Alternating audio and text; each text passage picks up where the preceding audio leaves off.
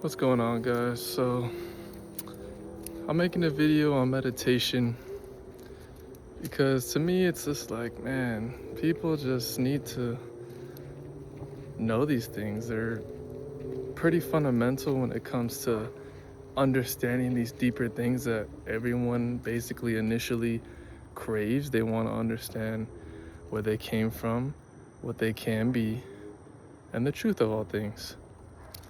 So, I think I'm just going to talk about meditation because a lot of people don't really understand what that is.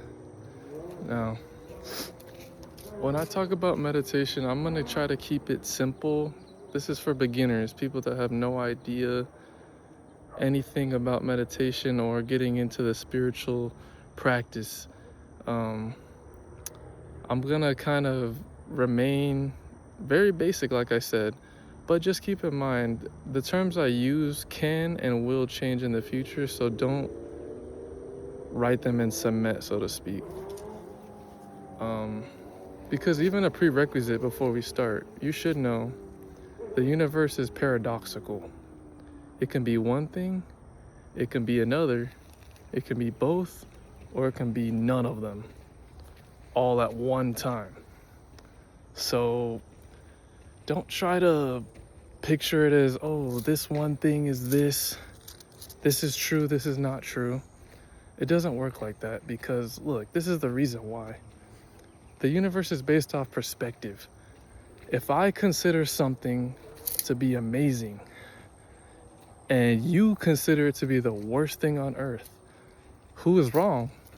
You can't tell me I'm wrong, or I can't say that the other person's wrong. They have just as much authority to feel those emotions or have that opinion. So this is why we live in a paradoxical universe. So it can be multiple things at once. It doesn't have to be one thing or the other. Just keep that in mind. Okay, so if we're talking about meditation, we need to also know about the mind. The mind is composed into two parts, the subconscious and the conscious. The conscious is everything we do while we're awake. We choose the words we want to speak. We do the actions we want to do. We put on certain clothes. These are all things that we choose to act on. Like just when you're awake, normal things that you would do.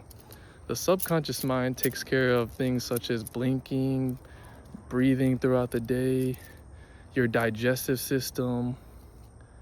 When you're dreaming is a big one because you're not conscious usually. So your dreams happen in a subconscious state. This is all psychology. This isn't made up stuff. I mean, this is accepted even by the scientific community. So, all right, now, the whole point of meditation is to improve your ability to tap into the subconscious mind. Through the subconscious mind, the spiritual can exist and do things for you. It's kind of that gap of have faith, so to speak. It's the space where the creator or the universe, whatever you want to call it, they have a little bit of leeway to do what they need to do or what you want to create. It's kind of like that reverb time effect between you consciously knowing something and it happening. It's kind of hard to explain if you don't know quantum physics or if you haven't looked into it, but yeah, that's basically how it works. So in meditation, you want to improve your ability to engage in your subconscious mind, tap into that state of mind. Now, how do you do that? Okay, so there's a few methods of meditation. There's active meditation and there's non-doing meditation. I truly recommend non-doing meditation because it's essentially where we need to get to. But for those that really, really struggle to sit still for a long period of time, doing meditation is sometimes better to get their foot into the door, but eventually they're gonna have to move into that non-doing meditation to truly tap into that state. And again, these aren't concrete. You could tap into that state easier by doing something, but just given the circumstances and the kind of society that we're in, it's really not realistic, or it's not as likely as to do a non-doing. Because to put in perspective, you would have to be doing something while basically in a sleep state of mind. So it's very difficult. But anywho, okay, so an active meditation could be, cleaning, getting into that flow. You're having fun, you're cleaning up your environment, you're cleansing your internal as well as your external. It's doing both at once, much like how Buddhist monks do at their monasteries. They'll sweep and they'll clean as a chore, but as also a spiritual practice. Non-doing practices are when you sit there perfectly still and you're basically experiencing the everything by experiencing the nothing. So again, it's very paradoxical. It's kind of confusing at first, but you'll start to pick up on it as you practice. That's the whole point. You want to be exposed to this energy and to this knowing of creation so that you begin to allow it to enter through your physical being so you can become it and understand it. I guess I'll just give like a basic non-doing meditation. Sit with your legs crisscross as a beginner. You want to perfectly, okay, that's silly.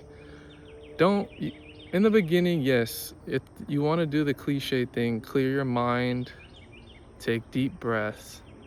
But for the normal person, clearing your mind is going to be very difficult, I'll tell you that. It's not easy in the beginning. It's going to feel like, oh my gosh, this is impossible. You're going to have things in your head like this, like it's going to be all over you. You need to set a timer, 5 minutes minimum in the beginning. You should want to work up to 10, 30, an hour, but 5 minutes is perfectly fine for a beginner. Okay, now you're in the meditation, you're breathing in through the nose, out through the mouth. As a beginner, mind you. Try to keep your tongue at the top of your mouth to kind of keep that circuit closed. It allows you to build up more energy as well. Yes, you're trying to tap into that subconscious mind, but you're also wanting to build up energy within your body. How do you do that? Think of it as a cup. If you have holes in the cup, the water will never fill up. So by taking away all movement and all thoughts, you're allowing that cup to be full so you can catch as much as possible to keep it. It's a little sloppy, but I think you feel me. All right. So now you're in the meditation. Thought pops up. What do? You do not focus on it. Where we focus, our energy goes. Do not focus on it. You can observe it. You need to get used to observing and not identifying with. Let's say you have some evil thought pop in your head. In your eyes, evil, right? Let's say you hate murderers and you're like, oh, I'm feeling violent or something. Just something. Please do not be like, oh my gosh, this is what I'm thinking about. This is who I am. No, it's not. You are not your thoughts. Your thoughts are reflections from other things. So, observe the thought and think deeper. Why am I thinking about this? Oh yeah, I just watched this traumatizing movie where this murderer kills everybody. And then you realize, oh, okay, there's a reason for these things. Your thoughts and emotions are like navigating devices. They're not, this is who you are. No. You use them to read your environment and even your inner being. They're tools to help you discover yourself and what you may want to lead to or what may you need to work on. So yeah, the goal is when a thought pops up, observe it, let it pass. Do not push it away. Let it pass. Calmly push it away. This is the art of meditation. Once you get good at this, those thoughts will start not popping up as much. Once that happens, you're able to sink deep and deep into a certain brainwave state, theta brainwave state. That is where you want to be. When you're in that state, you're basically, you can experience anything. Like you're experiencing creation itself, void, everything at once. You're experiencing nothing but everything at once, because everything comes from nothing. Like I said, it's a paradox. But even recently, I get in such a deep state to where it's like, I don't even know what's gonna happen. Like, I'm so deep within nothingness, it's like, where am I? But then it's like, oh, I'm fine. I'm literally tapped into everything. And my last meditation, I was actually seeing things. I'm not gonna go into what, because it's gonna be confusing, and that may be a topic for another video. But I just wanted to give those that are looking for steps and understanding a little something, because man, the amount of gatekeepers out here is just ridiculous. Like, they'll pretend like they know something, and then they'll try to be better than you, and then they'll try to force money out of you, and not even like just to survive. It's literally they just want to make money off of you, but they don't have the full understanding. But you don't need mastery of it. You can just follow your excitement, and the creator will do the rest. Do your best. The creator, the universe will guide you. All you have to do is tap in, so you can, follow along clear. You're basically reading in the dark whenever you're not tapped in. As soon as you turn on that light, literally, and you can actually read the pages. Oh, I'm supposed to do this. Oh, that's what that meant. I look silly. So, it's also very important when you're trying to understand sacred texts, or, things that religions like to hold on to. Yes, this is sacred knowledge. This knowledge is complicated, but there's a reason why some people can understand it and interpret it one way, and some people interpret it a completely other. It's the meditation. If you do not allow for that being to enter your body, if you are not familiar with the creator and nothingness, how can you expect to find where that is in the Bible? How are you supposed to find that in Taoism? How are you supposed to find that in Buddhism, Hinduism? Because you don't know it. You're not spending time with it. Like, how are you supposed to know something if you don't spend time with it? You feel me? So that's what meditation is doing.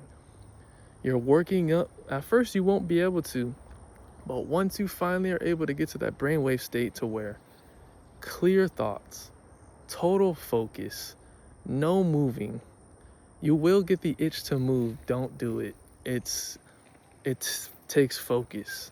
That's even about astral projection. If you want to learn a little bit about that, that leads into that. But yeah, it takes focus to not move, to charge, to know what it's like to be nothing. It's all part of learning yourself and letting go, and learning that there's nothing to be afraid of. You're loved for, you're protected, and you're perfect in the creator's eyes.